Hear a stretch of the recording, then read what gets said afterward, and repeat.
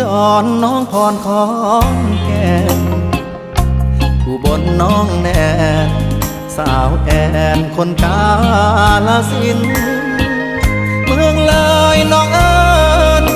อำนาจเจริญน้องพิน101คนชื่อกระทิน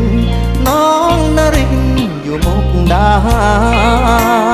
ร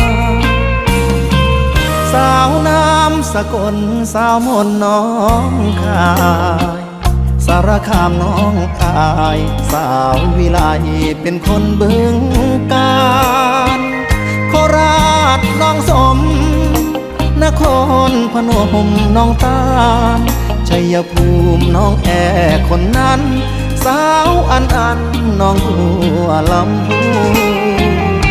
คิดฮอดทุกคนถึงโดนแล้วบ่พอนาเบอร์ที่ให้มายังเมมติดมือถืออยู่บ่ได้โทรหาบ่ได้แปลว่าลืมโปรดรู้วันที่เคยไปมาหาสู่ยังอยู่ในใจเสมอ